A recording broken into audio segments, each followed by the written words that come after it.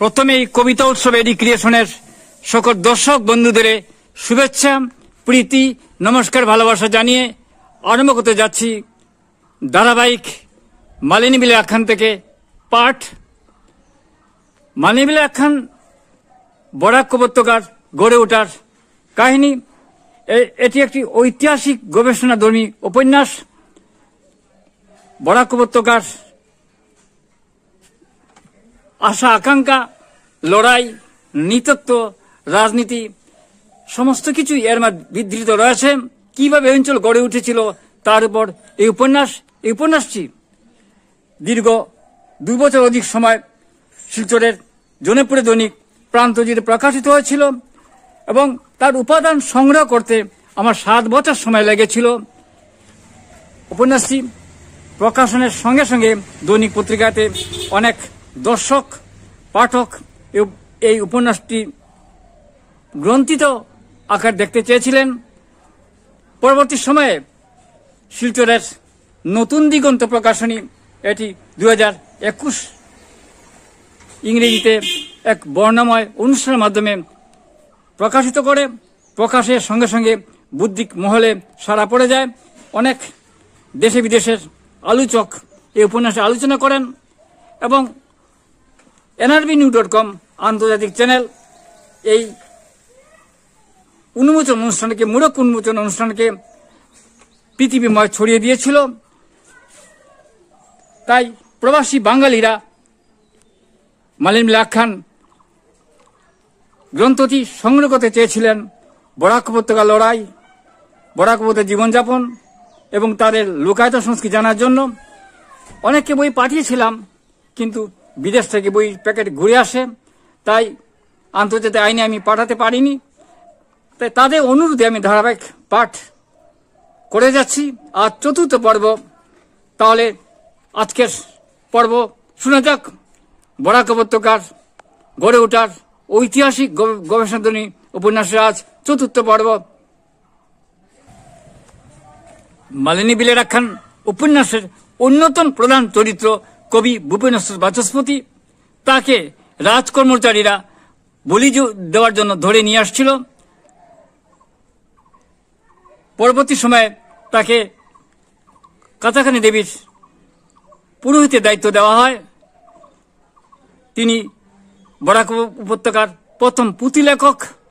তাকে নিয়েই বরাক উপত্যকার সাহিত্য সংস্কৃতি চর্চা গড়ে উঠেছে। তাই এই উপন্যাস নানান দিক থেকে অত্যন্ত গুরুত্বপূর্ণ। পড়ে নিচ্ছি মালিনী বিলের আখ্যানের আজকের পর্বের। এদিকে বড়বক্র নদীতে পানসি নৌকো বুঝাই হয়ে সিলট যাবে অনেক মাঝি মাল্লা, অনেক মাটির ঘোড়া, বাসনকোসন ইত্যাদি। সিলট থেকে অনেক সওদাগর ব্যবসার কাজে খেয়াঘাটে আসে, চুরিমালা ইত্যাদি তারা বিক্রি করে। তাই খেয়াঘাট জুড়ে প্রতিদিন বাজারহাট লেগে থাকে। প্রতি শুক্রবার বড় বাজার এখানে বসে। শাকসবজি, মাছ, মাংস, এমনকি হালের গরু বাছুর বিক্রি হয়। মাসে প্রথম শুক্রবার ঘোড়াও হাতে ওঠে। অনেক ব্যবসায়ী হাতে কিনে নেয় এখান থেকে। বিদেশের সওদাগর এই চাঁদপুর খেয়াঘাটের বাজারে ঘোড়া হাতে কিনতে আসে। বিনয়েন্দ্র এই খেয়াঘাটের রক্ষক। এতে সবার দিকে নজর রাখতে হয়। রাজমাতা চন্দ্রপ্রভা দেবী নিজে তাকে এই কাজের দায়িত্ব দিয়েছেন। কেনাবেচার সময় রসিদ তাকে কেনে দিতে হয়। এই কাজের জন্য বেশ কিছু রাজস্ব রাজ পরিবারের কোষাগারে জমা পড়ে। তাই বিনয়েন্দ্রকে প্রতি সপ্তাহে একবার করে রাজমাতার সঙ্গে দেখা করতে হয়। এই হাটবারের কেনাবেচার খবর ছাড়া আয় ব্যয়ের হিসাব, সওদাগরের চলাচলের গতিবিধির খবর সবকিছু পুঙ্খানুপুঙ্খ রাজমাতাকে তার বৈঠকখানায় নির্জনে বলে দিতে হয়। তার বিবরণ দেওয়ার সময় রাজমাতা চন্দ্রপ্রভা দেবীর দেহরক্ষী ছাড়া কাছে কেউ থাকে না। এই কাজটা কিছুটা গুপ্তচর বৃত্তির মতো। বিনয়েন্দ্রের সঙ্গে খুব ভালো, খুব বন্ধুত্ব। তাই আজ বাউলের কথা বলার সঙ্গে সঙ্গে মহেশ মালী তাকে রাজবাড়িতে রাজমাতার সঙ্গে দেখা করাবে বলে সম্মতি দেয়। বলে, ও বিনোদা, তুমি যখন অত করে কইছো, তাই তাহলে রাজমাতার সঙ্গে দেখা করাইমু, তোমার কথা দিলাম। আজ বড় কাম, এখন যাই আর গিয়া। এই বলে মহেশমালী খেয়াঘাটের নতুন পাড়ের জঙ্গলের দিকে রাস্তা দিয়ে হাঁটতে হাঁটতে তার বাড়ির দিকে চলে যায়। সন্ধ্যায় খেয়াঘাটের ব্যস্ততা যেন জগৎ চলাচলের সঙ্গে ঘুমিয়ে পড়েছে। কেবল খেয়াঘাটের নিতাই মাঝি নৌকায় বসে হুকা টানছিল। রাতে নিতাই মাঝি খেয়াঘাটে থাকে। আজও সে তেমনভাবে বসেছিল নৌকোর ভেতর। রাতের দ্বিপ্রহর অবধি তার খেয়াঘাটে খেয়াপাড়ের দায়িত্ব। এই দায়িত্ব বিনয়েন্দ্র তাকে দিয়েছে। আজও এইভাবে নৌকায় বসেছিল। চুকে একটু তন্ডায় ঢুলুঢুলু করছিল। হঠাৎ সে খেয়াঘাটের পূব পাড়ের দিকে চিৎকার শুনতে পায়। তার গায়ের রক্ত গরম হয়ে আসে। হাতের লাঠিটা সঙ্গে নিয়ে নদী পাড়ের দিকে এগোতে থাকে। তারপর দৌড়ে গিয়ে জাপটি মেরে লোকটাকে ধরে ফেলে। আসলে সেই লোকটা ছিল একটা শীতকাটা চোর। চাঁদের চিৎকার চেঁচামেচি হাল্লা করতে করতে গ্রামবাসী ও মহলার লোকেরা তার পাশে আসে। সুমাই বলল, নিতাইদা, এটা চুর। রমেশ উত্তেজিত হয়ে বলল, সুনীলদার বাড়িতে চুরি করতে গিয়েছিল। হঠাৎ তারই মেয়ে মনই জেগে যাওয়ায় আর চুরি করতে পারল না। সতীর কিছু না বলেই তাকে মারতে থাকে। সে সময় চারদিকে কুকুরের ঘেউ ঘেউ, ঝিঝি পোকার ডাক, বড় বক্র নদীর ঢেউয়ের শব্দ, সব মিলে আদি ভৌতিক অবস্থা। খেয়াঘাটের তত্ত্বাবধায়ক বিনয়েন্দ্র চিৎকার চেঁচামেচি শুনে বাড়ি থেকে এসেছে।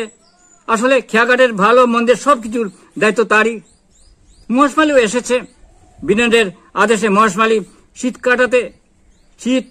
কাটতে আসা সেই লোকটাকে পাঠে রজ্জু দিয়ে বেঁধে খেয়াঘাটের এক অন্ধকার নিয়ে যায়। বিনয়েন্দ্র আদেশে মহেশমালী শীত কাটতে আসা সেই লোকটাকে পাঠে রজ্জু দিয়ে বেঁধে খেয়াঘাটের এক অন্ধকার করে নিয়ে যায়। সেই করে একপাশে নিতেই থাকে। আগামীকাল কাছারি রাজসভায় তাকে নিয়ে যাওয়া হবে। বিনয়েন্দ্র ও মহেশমালী তাকে নিয়ে যাবে। রাজা সুদর্শনারায়ণ সামনে তাকে পেশ করা হবে। রাজমাতা চন্দ্রবা দেবীও থাকবেন, কাজী দিগেন্দ্রও থাকবেন। কাজে রাজ পরিবারের দ্বন্দ্ববিধি মতে তার বিচার হবে। রাতে ত্রিপ্রহর শেষ হতে চলল। গ্রামবাসী চলে গেছে। বিনয়েন্দ্রও চলে গেছেন। কেবলমাত্র নিতাই মাঝি ও মহেশমালী এই চুরের পাহারায় রয়েছে। যদিও খেয়াঘাটে পাহাড়দার পাইক আছে, তবু নিতাই মাঝি ও মহেশমালী রয়েছে। কারণ যদি চুরটা পালিয়ে যায় তাহলে তাদের গরদান যাবে। কাজটার দায়িত্বের অবহেলা রাজমাতা চন্দ্রবা দেবী কখনো পছন্দ করেন না। সুদর্শনারায়ণ রাজা হলেও রাজমাতা চন্দ্রবা দেবী রাজ্যের সবকিছু নির্ধারণ ও রাজ্য পরিচালনা করেন। পালকি দিয়ে লাঠিয়াল কাকি নিয়ে আসছে। রণচণ্ডী মন্দিরের পাশেই কাছের রাজবাড়ি অতিথিশালা। আগন্তুক মনে হয় বিদেশি। অতিথিশালার রক্ষক মহেন্দ্র তখন অতিথিশালার প্রদীপের চর্বি তেল দিচ্ছিল। সন্ধ্যা হওয়া হয়। রণচণ্ডী মন্দিরের সন্ধ্যাবাতি জ্বালিয়ে দিচ্ছে সুরেশ্বর। কবি ও পুরোহিত ভুবনেশ্বর কাঠের খড়মের শব্দ তুলে রণচণ্ডী প্রতিমার পাশে যাচ্ছিলেন। সন্ধ্যার আগে আবার স্নান করেন তিনি। দিনে দুবেলা শীত ও গ্রীষ্মে স্নান করে তার দীর্ঘদিনের অভ্যাস। ভুবনেশ্বর তারপর সন্ধ্যা আহ্নিক করেন। সারাদিন পূজার নানান কাজ সবাক আর করেন তিনি। তবে সুরেশ্বর তাকে এ কাজে সাহায্য করে। মালিনী সকালে ফুল দিয়ে চলে যায়। কামি দুপুর পর্যন্ত থাকে। সুরেশ্বরের ঘর পাশেই। সুরেশ্বরে এবার বাতান দিয়ে দেখতে পায় অতিথিশালায় কে যেন এসেছে। পালকিতে আসায় মনে হচ্ছে কোনো মেয়ে মানুষ। পালকি থেকে দুজন মেয়ে নামছে। দুজনই বয়স্কা। একজন তুত্তুরে বুড়ি বলে মনে হচ্ছে, একজন মধ্যবয়স্কা রমণী। দূর থেকে আলো ছায়া স্পষ্ট দেখা যাচ্ছে না। তবে বয়স্কা যিনি একসময় খুব সুন্দর ছিলেন তার নিঃসন্দেহ বুঝে যায়। বিদেশিরা ভিনদেশি। অতিথিশালার তত্ত্বাবধায়ক মহেন্দ্র বলল, আগন্তুক কি বিদেশি? পালকি লাঠিয়াল কিছুক্ষণ চুপ করে থাকলো। তখন পালকি ভেতর থেকে একজন মেয়ে ভরাট কণ্ঠে বলেন, বিদেশিও বলতে পারো, আবার আত্মীয় বলতে পারো। আবার কিছুক্ষণ চুপচাপ। মহেন্দ্র আবার বলল, কি কাজে আসা হচ্ছে জানতে পারি কি? পালকি থেকে আবার বয়স্কা ভদ্রমহিলার শব্দকে দাঁত দিয়ে ভেঙে বলেন, এটা বলার প্রয়োজন নেই। শুধু আজ রাতে এই অতিথিশালায় থাকা যাবে কি? আগামীকাল রাজমাতা চন্দ্রপ্রভা দেবীর সঙ্গে সাক্ষাৎ করার প্রয়োজন আছে। মহেন্দ্র গর্বের সঙ্গে বলল, হেরম্য কুলনীতিরা অতিথি বৎসল, অতিথিদের আপ্যায়ন করার এই রাজ্যের নৃপতিদের ধর্ম, এবং এখানে কোনো অতিথি বিনা আপ্যায়নে ফিরে যায় না।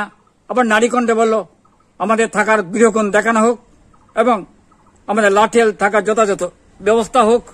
জি আজ্ঞে, তাই হবে।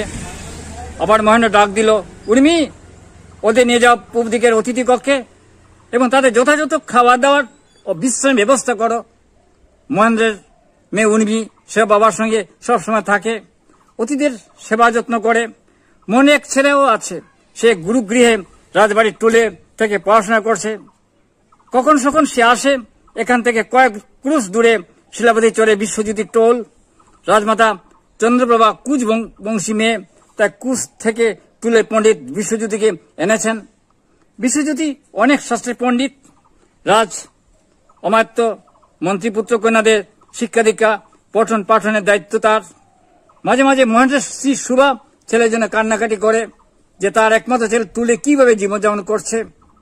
মহেন্দ্র তার স্ত্রীকে বুঝান, ছেলেকে উপযুক্ত পড়াশোনা করানোই একজন পিতামাতার কর্তব্য। যোগ্য হয়ে ওঠার জন্য শ্রম, নিষ্ঠা, অধ্যবসায়ের প্রয়োজন আছে। লাঠিয়াল 4 জনকে মহেন্দ্র অন্য ঘর থাকার ব্যবস্থা করছে। কি জানি কেন আজ আগন্তুক অতিথি 2 জনের চোখে ঘুম নেই। অনেক দূর জয়ন্তিয়া নগরের কিছু দূরে দয়াগ্রামের রাজবাড়ির নতুন পাড় থেকে এসেছেন রাজমাতা চন্দ্রপ্রভা দেবী। তিনিও সারা রাত্রি ঘুমোতে পারেননি, বান্দার পাচারি কেবল করছেন। তিনি এখন কি করবেন? দয়াগ্রামের নতুন পাড় থেকে কমলা দেবী এসেছেন।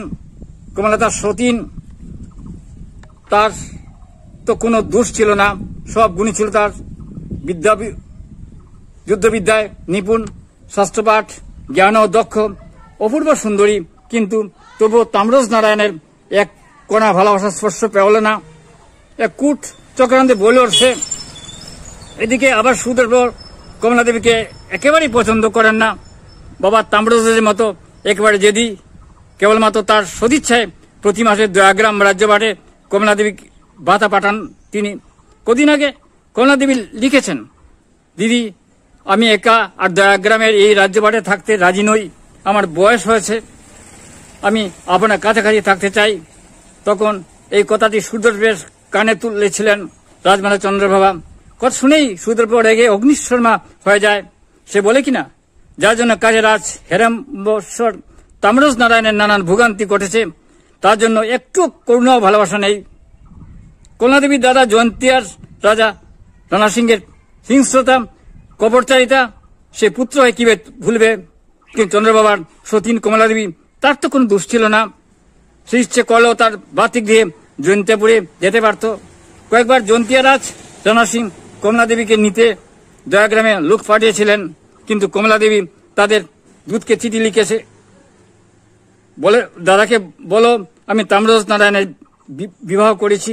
আমার প্রতি হেরম্ব রাজবংশের এক গৌরবময় রাজপুরুষ, তারই রাজ্যপাঠে আমার যেন শেষ নিঃশ্বাস ত্যাগ হয়। সেই সতীসাধী কমলাদেবী রণচণ্ডী মন্দিরের অতিথিশালায় আশ্রয় নিয়েছে। বিষয়টি বড় অপমানজনক আমাদের কাছে। আজ এই পর্যন্তই। কবিতা উৎসব এডুকেশন অনুষ্ঠান শুনুন, দেখুন, আমাদের পাশে থাকুন। এই চ্যানেলটি কবিতার চ্যানেল, তবু আমরা গবেষণামূলক অনুষ্ঠান উপস্থান করে থাকি। মালিনী আখ্যান অত্যন্ত আলোচিত উপন্যাস, দেশে বিদেশে অনেক কাগজে আলোচিত হয়েছে, তাই দেখতে থাকুন, ভালো লাগবেই। নমস্কার।